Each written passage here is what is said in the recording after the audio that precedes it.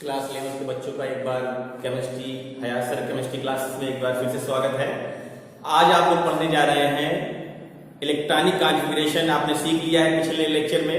आज आपको हम बताने जा रहे हैं डिटर्मिनेशन ऑफ अनपेयर्ड इलेक्ट्रॉन, मतलब आयनों का इलेक्ट्रॉनिक विन्यास करके हम क्या बताने जा रहे हैं। इसमें अनुचुंबकीय और प्रतिचुंबकीय मतलब अयुग्मित इलेक्ट्रॉन कैसे निकालें, ठीक है, ये हम आपको सिखाने जा रहे हैं। सबसे पहले हम निकालेंगे कि अनपेयर्ड इलेक्ट्रॉन कैसे निकालते हैं। उसके पहले हमको इलेक्ट्रॉनिक विन्यास चेक करना पड़ेगा कैटायन एंड एनायन का। जैसे मान लिया आपको दे दिया गया है सोडियम का कॉन्फ़िगरेशन है, तो आप सोडियम का कॉन्फ़िगरेशन कैसे करते थे? 11 लिखते थे, ठीक है। 11 लिखने के बाद आप क्या करते थे? 1s2 2s2 2p6 और यहां लिखते थे क्या चीज? 3s1।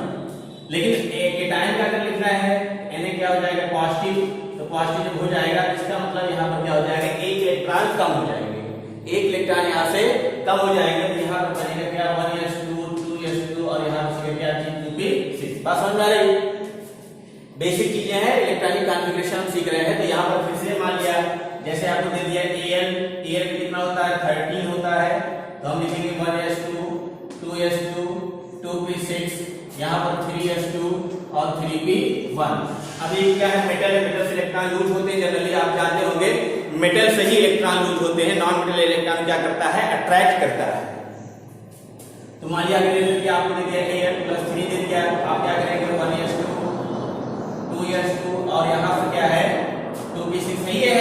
अब 3 इलेक्ट्रॉन निकल चुके हैं तो लास्ट से ही इलेक्ट्रॉन निकलते हैं। तो यहाँ से 3s2 गायब हो जाएगा और 3p1 गायब हो जाएगा। अभी क्या +3 क्या आ गया? मान लिया क्वेश्चन में इस तरह के दे दिया जाए, O दे दिया गया ऑक्सीजन। अब यहाँ पर आप निकालेंगे O 1s2 2s2 और 2p कितना हो जाएगा बेटा? 4। अब यहाँ पर आपसे कह रहे हैं O निगेटिव करिए, तो पॉजिटिव का चाहे नेगेटिव का इलेक्ट्रॉनिक कॉन्फ़िगरेशन आसानी से आप सीख सकते हैं, ठीक है। नेगेटिव का मतलब होता है इलेक्ट्रॉन को क्या किया? एक्सेप्ट किया है। इलेक्ट्रॉन को इसने क्या किया है? लिया है कहीं से। मतलब ये हुआ कि इलेक्ट्रॉन को ये यहाँ कहीं से एक्सेप्ट किया है। ये नॉन मेटल है। मेटल क्या करते हैं? जनरली इलेक्ट्रॉन लूज करते हैं, इसलिए उनकी आईपी जो होती है, आयनाइजेशन पोटेंशियल वो कम होती है, ठीक। नॉन मेटल की आईपी क्या होती है? ज्यादा होती है। तो चलिए देखिए, अब यहाँ नेगेटिव है, इसका मतलब 2 इलेक्ट्रॉन इसने कहीं से अट्रैक्ट किया है, तो 1s2 2s2। अब यहाँ पर 2 इलेक्ट्रॉन क्या हो जाएंगे? बढ़ जाएंगे। यहाँ पर क्या हो जाएगा? कम हो जाएंगे, यहाँ बढ़ जाएंगे और ये हो जाएगा 2p6, ठीक है। तो इस तरीके से आप देख रहे हैं हम क्या कर रहे हैं? इलेक्ट्रॉनिक कॉन्फ़िगरेशन सीख रहे हैं, इसका कैटायन एंड एनायन मतलब धनायन और ऋणायन का इलेक्ट्रॉनिक विन्यास हम सीख रहे हैं। तो ठीक है, आगे चलते हैं। लेकिन स्पेशली जो क्वेश्चन आता है वो आपके कैल्शियम से जिंक तक वाले से क्वेश्चन आता है। चलो हम इसको आप नोट करते चलेंगे।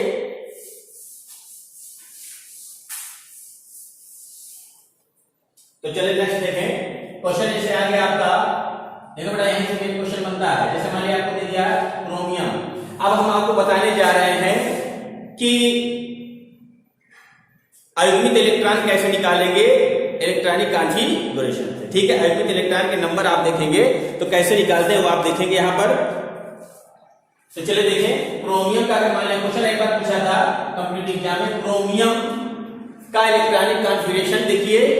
तो चलिए हम इसका कॉन्फ़िगरेशन चेक करते हैं। 1s2 2s2 2p6 3s2 3p6 और ये 4s1 और यहाँ क्या आ जाएगा? 3d5। आपको पता है अपवाद होता है, एक्सेप्शनल केस है। एक्सेप्शनल केस ज्यादा कंप्लीट एग्जाम में पूछे जाते हैं।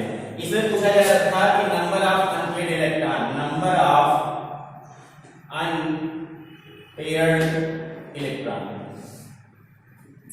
How many number of unpaired electron, unpaired electron की संख्या बताइए क्रोमियम में। तो देखिए बेटा लास्ट वाले ही आपको देखना है, यहां से चेक करेंगे तो यस में मैक्सिमम कितने इलेक्ट्रॉन होने चाहिए थे? कितने होने चाहिए? तो 2 होने चाहिए। लेकिन यस में कितने हैं आपके?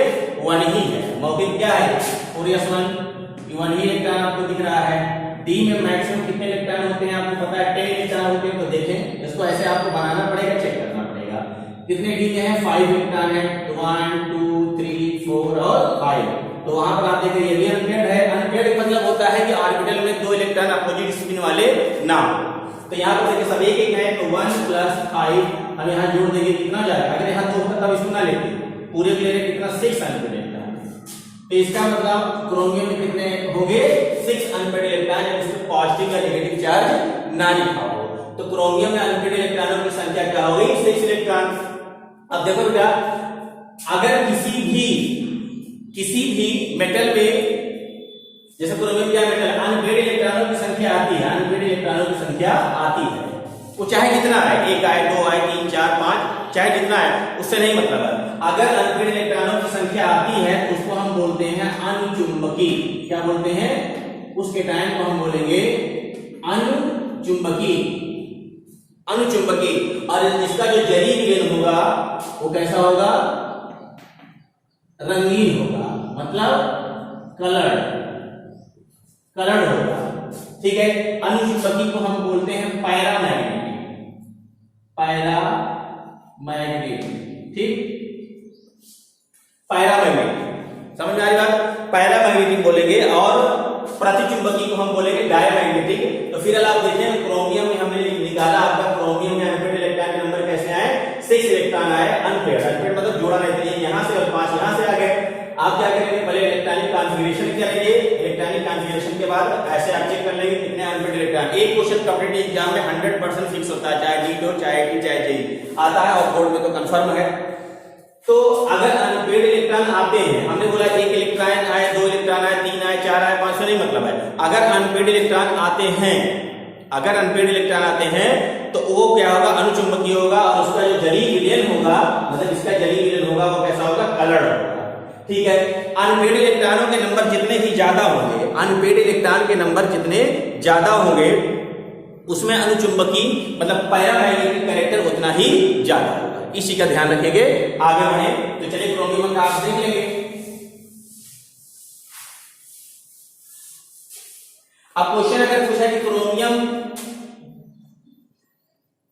+3 में अनपेड इलेक्ट्रॉन के नंबर आप डिटरमाइन करिए।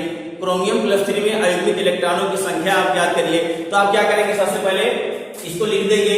अगर नहीं आ रहा तो, क्योंकि 11th क्लास है तो आपको इसको पहले लिखना पड़ेगा, क्योंकि यहाँ सीख रहे हैं, ना कि डायरेक्ट आपको बता रहे हैं। डायरेक्ट बताएंगे आपको समझ में कम आएगा, अब सोचिए कैसे कर देंगे।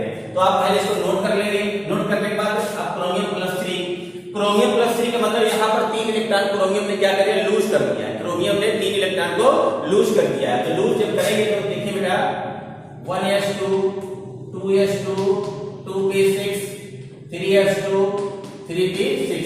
अब देखें क्रोमियम +3, तो इसका मतलब क्या होगा? बच्चे क्या करेंगे? यहाँ से इलेक्ट्रॉन निकाल देंगे, तो उनके अनुसार क्या हो जाएगा? 4s1 और 3d कितना हो जाएगा? 2। तो ये क्या है? ये रॉन्ग।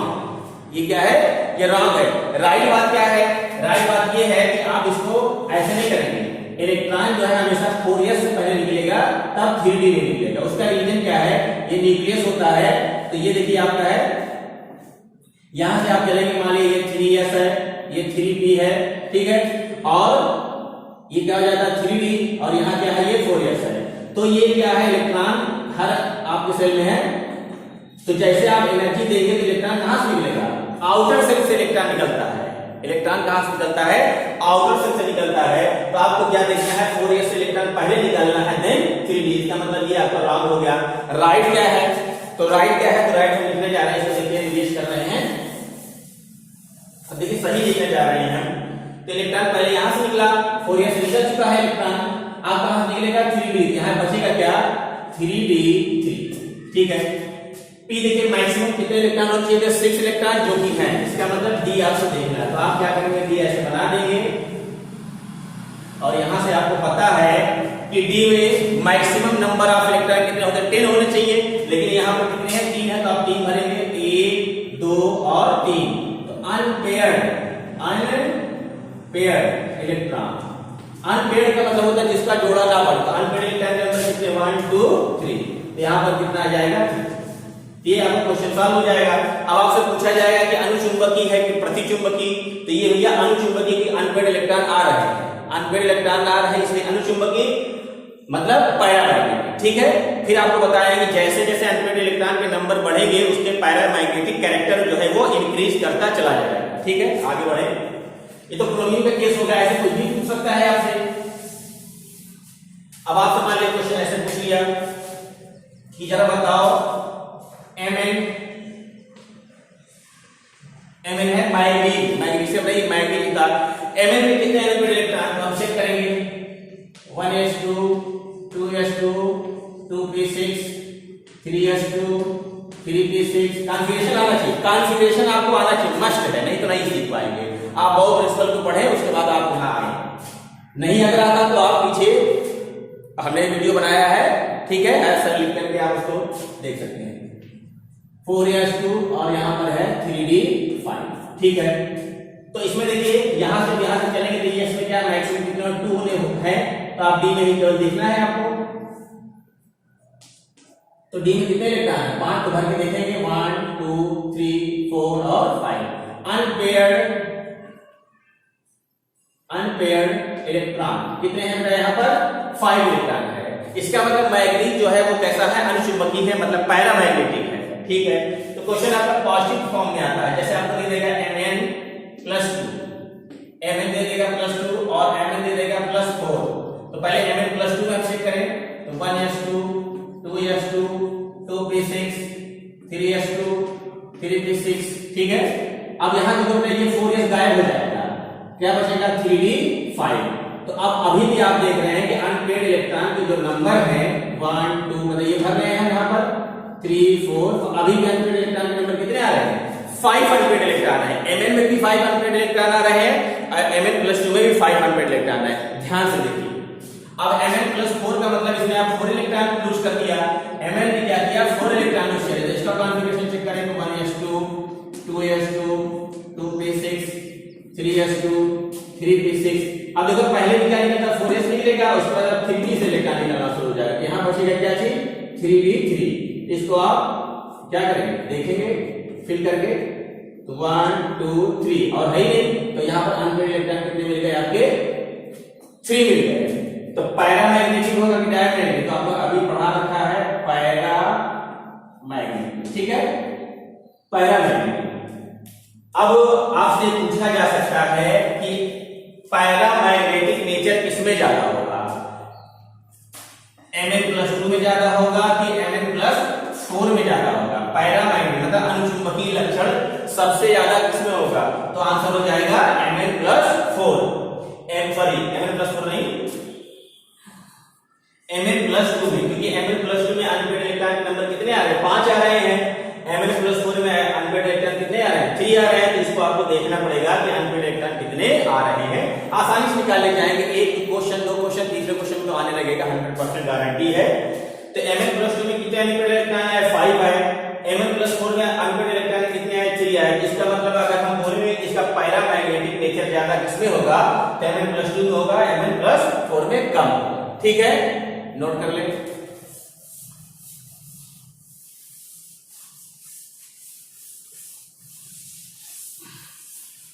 अब देखो आता है आपका यहां से क्वेश्चन, जैसे आपको दे दिया Fe+2 और आपको दे दिया गया Fe+3। Fe में +2 वैलेंसी पाई जाती है और Fe में +3 वैलेंसी पाई जाती है, इसलिए इसको कहा जाता है वेरिएबल वैलेंसी, ठीक है, वेरिएबल वैलेंसी। तो Fe+2 का कॉन्फ़िगरेशन चेक करेंगे, क्योंकि अब कुछ ना कुछ हम सीख चुके हैं। तो कितना होगा 26 है, 2 इलेक्ट्रॉन क्या है लूज निकाल दिया है। तो हम लिखेंगे 1s2 2s2 2p6 3s2 3p6। अब देखो यहाँ 4s2 हम लिखते, लेकिन 4s2 गायब हो चुका है, मतलब इलेक्ट्रॉन लूज हो चुका है। यहाँ पर क्या लिखेंगे 3d6 लिख देंगे, ठीक है। अनपेयर्ड इलेक्ट्रॉन के नंबर चेक कर लीजिए इसमें 1 2 3 4, क्योंकि p कंप्लीट है, d में आपको देखना है 1 2 3 4 5 और यहाँ पे कितना 6। तो कितने अनपेयर्ड बचे, 4 अनपेयर्ड इलेक्ट्रॉन, 4 अनपेयर्ड इलेक्ट्रॉन, 4 अयुग्मित इलेक्ट्रॉन, ठीक है। तो अनपेयर्ड इलेक्ट्रॉन है तो ये क्या हो जाएगा बेटा, इसको हम बोलेंगे पैरामैग्नेटिक, ठीक है। अगर अनपेयर्ड इलेक्ट्रॉन के नंबर आते हैं, हमने बोला है चाहे जितना आए 1 आए 2 आए 3 आए 4 आए, उससे नहीं मतलब है। अनपेयर्ड इलेक्ट्रॉन के नंबर अगर आ रहे हैं तो उसे पैरामैग्नेटिक बोलेंगे, नहीं आ रहे हैं तो डायमैग्नेटिक है। तो सर ये बताइए, अभी आपने को डायमैग्नेटिक का एग्जांपल ही नहीं बताया, आ रहा है। इसके बाद धैर्य रखिए, हैव पेशेंस, ठीक है। Fe+3 की बात करेंगे, अब इसमें एक इलेक्ट्रॉन और यूज करना है 1s2 2s2 2p6 3s2 3p6। अब देखिए 4s2 पहले निकल चुका था, अब d में से इलेक्ट्रॉन निकल जाएगा 3d5। तो यहाँ आप देखेंगे d में कितने इलेक्ट्रॉन आ रहे हैं, 5 इलेक्ट्रॉन है, 1 2 3 4 और 5। तो अनपेयर्ड इलेक्ट्रॉन कितने 5, यहाँ देखिए 4, यहाँ 3 है। अगर आपसे कंपेयर करने के लिए कहा जाए कि Fe+2, यहाँ Fe, यहाँ Fe+3, आपसे पूछा जाए कि पैरामैग्नेटिक नेचर सबसे ज्यादा किसमें है, तो ये देख रहे हैं Fe+3 में कितने इलेक्ट्रॉन, 5 इलेक्ट्रॉन है, Fe+2 में कितने इलेक्ट्रॉन, 4 इलेक्ट्रॉन। तो पैरामैग्नेटिक नेचर किसमें ज्यादा होगा, Fe+3 में। Fe+2 में आपके सामने दिख रहा है Fe+3 में कितने इलेक्ट्रॉन है, 5 इलेक्ट्रॉन है, और यहाँ Fe+2 में, तो इसका मतलब यहाँ 4 इलेक्ट्रॉन है, यहाँ कितना अनपेयर्ड इलेक्ट्रॉन 5। तो अनुचुंबकीय नेचर, पैरामैग्नेटिक नेचर किसमें ज्यादा है, Fe+3। ठीक है, तो चलिए आगे बढ़े। अब हम क्वेश्चन ले रहे हैं कि ये डायमैग्नेटिक का, डायमैग्नेटिक क्या होगा। तो जैसे मान लिया क्वेश्चन दे दिया गया जिंक का कितना होता है 30 होता है, 1s2 2s2 2p6 3s2 3p6 4s2 और 3d कितना होता है 10 होता है। तो यहां पर आप चेक करेंगे बेटा डी में कितने इलेक्ट्रॉन 10 है, 1 2 3 4 5 6 7 8 9 10। इसमें देखिए सब क्या है, पेयर हो रहे हैं, सबका जोड़ा बन जा रहा है, सब पेयर हो रहे हैं। तो जब सब पेयर है तो हम यहाँ क्या बोलेंगे, अनपेयर्ड इलेक्ट्रॉन इक्वल टू कितना है 0। तो जब 0 अनपेयर्ड इलेक्ट्रॉन आ जाएगा इसका मतलब ये क्या हो गया, अब पैरामैग्नेटिक की जगह क्या हो जाएगा, डायमैग्नेटिक। ठीक है, डायमैग्नेटिक हो जाएगा।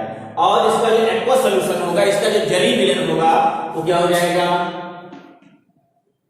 कलरलेस हो जाएगा। इसका जो एक्वस सॉल्यूशन होगा मतलब जली विलयन होगा वो कैसा हो जाएगा, कलरलेस हो जाएगा। ठीक है, तो क्वेश्चन ये ना पूछ करके अगर क्वेश्चन ये पूछ ले कि नहीं भैया हमको Zn+2 की बात कर ले, ठीक है, 2 इलेक्ट्रॉन यूज किया है और आपको बार बार बता रहे हैं इलेक्ट्रॉन पहले 4s से निकलता है देन 3d से। ठीक है, तो 1s2 2s2 2p6 3s2 3p6 और यहां पर कितना हो जाएगा 3d 10। तो फिर आप देखेंगे 10 को कंप्लीट करके 1 2 3 4 डी में कितने ऑर्बिटल बनते हैं, 5 ऑर्बिटल बनते हैं। तो 1 2 3 4 5 6 7 8 9 10। अभी भी ऑर्बिटल इलेक्ट्रॉन कितने आ रहे हैं, 0 आ जा रहे हैं। तो जब 0 आ रहे हैं इसका मतलब जिंक और Zn+2 मतलब जिंक और जिंक का जो है कैटायन दोनों क्या है, डायमैग्नेटिक है, ये पहला है, इसी को आपको देना है डायमैग्नेटिक। ठीक है, डायमैग्नेटिक का मतलब होता है प्रतिचुंबकी, डायमैग्नेटिक का मतलब होता है प्रतिचुंबकी। ठीक,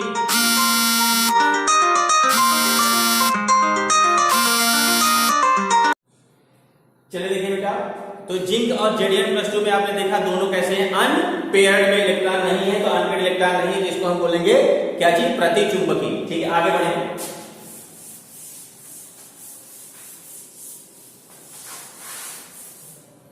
अब एक केस आता है कॉपर और कॉपर+2 कॉपर+1 का। तो चलिए पहले देखें कॉपर+1 का केस।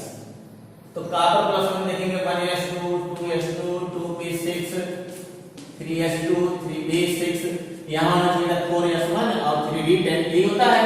लेकिन जब एक इलेक्ट्रॉन निकल चुका है इसका मतलब ये गायब होता है। तो देखें 1 2 3 4 5, ठीक है, 6 7 8 9 10, क्योंकि 10 इलेक्ट्रॉन है, 100 इलेक्ट्रॉन नंबर कितने मिले 0। तो बोलो डायमैग्नेटिक की पैरामैग्नेटिक, तो आप कहेंगे ये है आपका प्रतिचुंबकीय मतलब डायमैग्नेटिक। ठीक है, डायमैग्नेटिक। और इसका जो सॉल्यूशन होगा वो कैसा होगा, कलरलेस हो जाएगा। लेकिन अगर हम कॉपर+2 की बात कर ले तो 1s2 2s2 2p6 3s2 3p6 और यहां हो जाएगा 3d कितना 9, क्योंकि एक इलेक्ट्रॉन है 2 इलेक्ट्रॉन निकल चुका है। तो पहले 4s से इलेक्ट्रॉन निकला होगा, फिर 3d से इलेक्ट्रॉन निकला होगा। तो इसका मतलब हम d को क्या करेंगे, इसको 9 इलेक्ट्रॉन देखेंगे 1 2 3 4 5 6 7 8 9। ठीक है, एक अनपेयर्ड इलेक्ट्रॉन, कितने अनपेयर्ड इलेक्ट्रॉन दिख रहे हैं आपको, एक। तो एक अनपेयर्ड इलेक्ट्रॉन है तो ये क्या हो जाएगा, क्या हो जाएगा, डायमैग्नेटिक पैरा, ध्यान समझिए, ये हो जाएगा पैरामैग्नेटिक। ठीक, पैरामैग्नेटिक मतलब अनुचुंबकीय। तो पैरामैग्नेटिक डायमैग्नेटिक आप आसानी से बता सकते हैं। ठीक है, तो इसको आप नोट कर लेंगे। स्पेशली यहीं से क्वेश्चन आपको बनता है, स्पेशली जो है यहीं से क्वेश्चन आपको बनेगा। जैसे आपको Cl नेगेटिव दे देगा तो Cl नेगेटिव का मतलब क्या होगा, 1s2 2s2 2p6 3s2 3। अब यहां से आपको देखना है कि 3p6 इलेक्ट्रॉन किसने लिया है, कॉन्फिडेंट इलेक्ट्रॉन नंबर कितने आ गए, 0, क्योंकि सारे क्या है कंप्लीट, सारे आपको क्या है